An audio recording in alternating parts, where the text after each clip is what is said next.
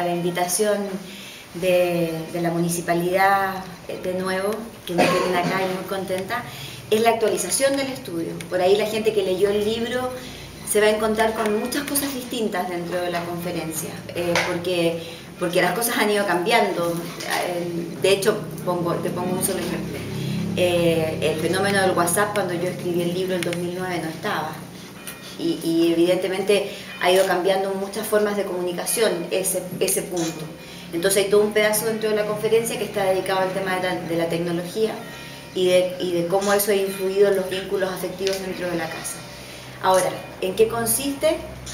Para responder tu pregunta, es una investigación que parte cuando yo estoy terminando el Viva la Diferencia y estoy metida dentro del tema de la familia y empiezo a escuchar esta frase: no quiero crecer, en todo Hispanoamérica, en chicos, en adolescentes y en adultos jóvenes. La investigación cursa entre los 9 y los 30 años. Y cuando yo me canso de escuchar esa frase, empiezo a preguntarme por qué la decían. Y ellos me ayudan a descubrir que la decían porque el testimonio que ven en el mundo adulto ellos lo sienten horroroso. Sienten que somos una generación triste, una generación que siempre está cansada, de mal humor, que nadie parece disfrutar de sus trabajos porque siempre hablamos pestes de ellos, que dejamos de bailar, que dejamos de cantar, que no agradecemos nada, que nos quejamos de todo. De hecho, la palabra que más nos escuchan decir los chicos en América Latina, los adultos, es estoy cansado. Entonces, cuando yo amarro todo esto y descubro todo esto, que para mí también fue un golpetazo en mi vida tremendo, empiezo a preguntarme qué pasaba con la educación puertas adentro, me refiero dentro de las casas y dentro de las aulas, con los chicos en América Latina. Y ahí empiezo a descubrir inconsistencias, estas cosas que los adultos decimos y que hacemos otras, que son muchas.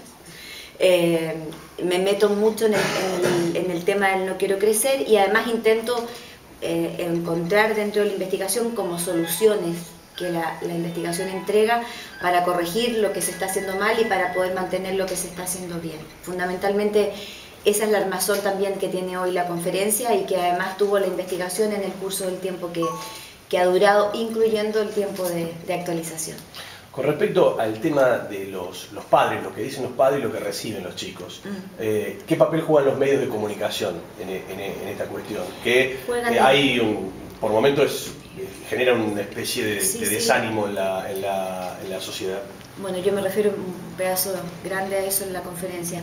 Juegan el papel que los adultos permiten que jueguen, en la medida en que yo le llamo a lo que tú llamas medio de comunicación, yo le llamo el Dios del siglo XXI, que al igual que la Santísima Trinidad tiene 3 elementos: celulares, computadores y televisores. Y ese Dios al cual hoy se le venera y la gente se duerme venerando a ese Dios en vez de mirándose a los ojos, está influyendo evidentemente en las pautas comunicativas dentro de la familia. Y si los padres no tenemos la visualización ni la lucidez de apagar a ese Dios para volvernos a escuchar entre nosotros, vamos a saber más de la gente que está fuera de casa que la que está dentro. Y por lo tanto es un factor que los adultos tenemos que regular primero nosotros. Somos nosotros los que colocamos los celulares en las mesas antes de los platos. Y por lo tanto el chico se siente con la autoridad de hacer exactamente lo mismo. Si yo no lo coloco, tengo autoridad para decirle a él que no lo coloque. Por lo tanto es un factor que netamente tenemos que regular los adultos. Entendiendo que también los adultos estamos siendo contaminados por la visión de mundo que los medios de comunicación entregan, digamos, donde lo que tendríamos que descubrir es que el mundo, hay solo gente mala, que el mundo es peligroso, que no hay que confiar en nadie, y eso no es cierto. Entonces, también hay que trabajar con los chicos esa visión de que lo que se ve en los medios de comunicación no necesariamente corresponde a la verdad. Y eso es importante educarlo. Pilar, continuando un poco con la pregunta del compañero, también los medios muestran que envejecer no es bueno, ¿no?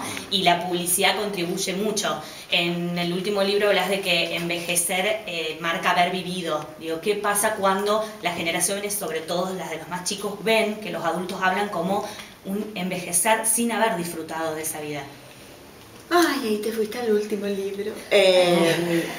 Mira, lo que pasa es que depende en qué país uno esté viviendo, es como ese proceso se vive.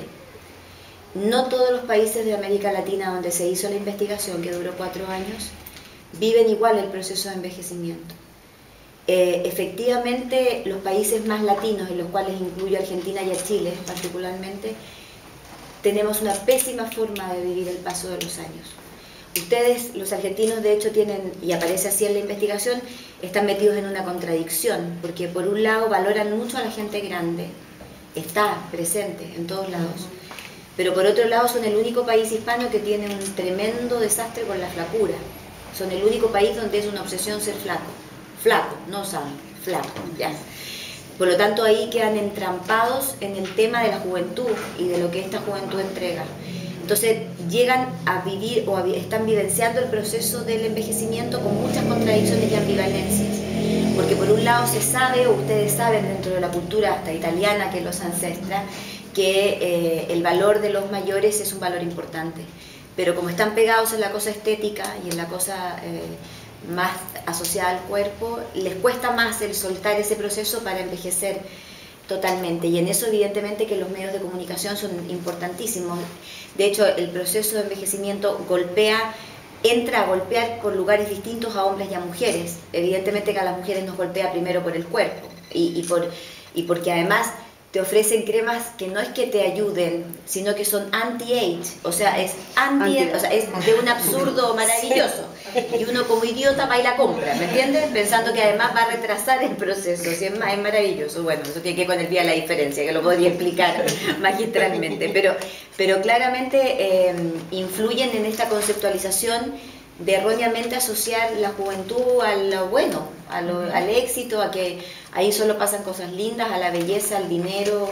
Y la verdad que en la juventud donde nos mandamos todas las cagadas de la vida, en la juventud donde están todas las mayores crisis, y hay una sobrevalorización de esa etapa cuando se enfrenta el proceso de la vejez, a diferencia de los países donde se vive bien el proceso de envejecimiento y que la vejez es ganancia, no pérdida. Para nosotros es pérdida de todo. Para estos otros países como Colombia, Ecuador, Guatemala, Uruguay, son países en los que se gana envejeciendo, se ganan cosas, se gana tiempo, se gana sabiduría, se gana capacidad de disfrute. Entonces, al final, la investigación dice algo que es bien obvio y bien de sentido común, que uno envejece de acuerdo a cómo ha vivido, es una línea bastante más recta de la que uno supone.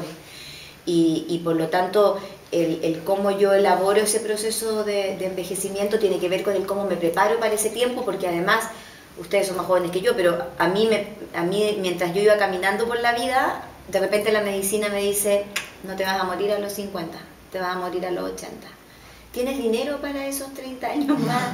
Tienes que seguir con tu relación de pareja y que, ¿qué vas a hacer? Tienes 30 años más y no tenemos idea qué hacer con esos 30 años.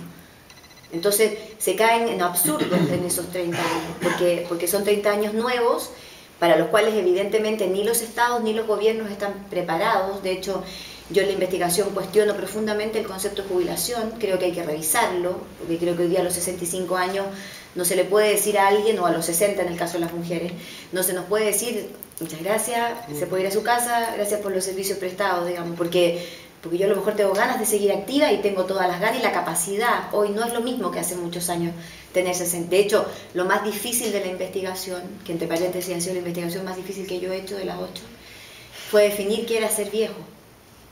Porque evidentemente hoy día es muy complicado definir eso. Ya no vale un criterio de edad, no vale un criterio de la jubilación. Entonces al final la definición la acuñó un colombiano y un argentino, que dice que viejo es cuando los recuerdos superan a los proyectos.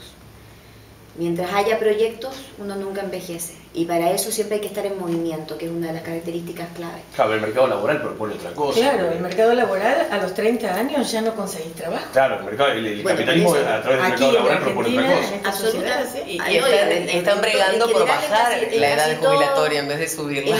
En casi todos los países latinoamericanos es igual.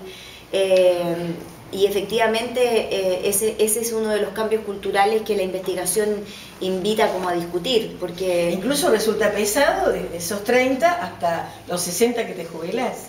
Y usted mencionaba el hecho de que tal vez habría que jubilarse más adelante, pero resulta terrible esos 30 hasta los 60. Aquí en Argentina, por ejemplo, las docentes pelean por jubilarse con una edad. Lo que pasa es que también tiene que ver con la mala prensa que se le ha dado a la palabra responsabilidad. Entonces, como hemos logrado darle tan mala fama a todo lo que tiene que ver con el deber y la obligación, pareciera un anhelo maravilloso el decir no quiero más obligaciones, pero el transitar a no tener más obligaciones también es un proceso muy difícil de transitar, porque yo necesito estar proactiva, necesito crear, necesito inventar, y a lo mejor esa persona puede dejar de trabajar y jubilar antes, pero sí tener un proyecto personal donde, no sé, venda pasteles en su casa, digamos, pero tenga algún proyecto que lo motive a levantarse todas las mañanas en beneficio ya no de las cosas, sino que de los vínculos. Porque esto que está pasando, que ustedes mencionan, tiene que ver con una cultura exitista que ha hecho sentir que la felicidad tiene que ver con el comprar. Y cuando yo siento que voy a jubilar y que además las pensiones de América Latina son un desastre y dejan mucho que desear para que alguien pueda envejecer con dignidad, entonces también se me viene encima el tema de que me salgo de la esencia del consumo, digamos, y por lo tanto tengo que encontrar otro camino para poder encontrar una identidad que por ahí me haga sentir que envejezco con la sensación de sentir que voy ganando plus en términos de la sabiduría. Está todo metido dentro del sistema económico que nosotros mismos hemos construido. Mira, no sé cuál es el motivo, pero por ejemplo, ella mencionó docente. Yo soy docente, estoy por cumplir 61 años y tengo 30, el máximo de horas en el secundario. Los chicos que comienzan el secundario tienen 11 años, nos llevamos medio siglo. Quiero jubilarme, pero me quiero jubilar porque me doy cuenta que no puedo dar clase más, porque hay una brecha tan enorme entre la manera de ser y todo lo demás de ese chiquito de 11 años conmigo que no logro llegar. Porque también nos quejamos de que los chicos se portan mal, pero los chicos se portan mal porque no sabemos cómo llegar. Sí, de hecho eso yo lo explico en la conferencia. Y si ella se jubila, yo que tengo menos horas voy a tener más horas. Soy docente, no damos en el mismo colegio, pero el mercado laboral hace que si ella se jubila, yo voy a tener más horas. Que cada uno, y si tú quieres jubilar por tener esa sensación que me parece súper válida, también es súper válido, apelando a la definición de vejez que dio la investigación, que diseñes proyectos para ti, para que no te quedes pegada después en los recuerdos de lo que era tu vida mientras eras maestra. No, sí, yo creo, y no sé lo que va a pasar, pero eso quiero hacer otra cosa. A eso me refiero, claro, tiene que ver con el rediseño. Tiene que ver con el rediseño. Y eso, las culturas que viven bien la vejez, que son las que valoran los ancestros y que valoran la gente mayor y que casual o coincidentemente son las culturas que tienen mejor relación con sus pueblos indígenas, de alguna manera nunca tienen la sensación de que terminaron con algo, simplemente se sucede una serie de cosas,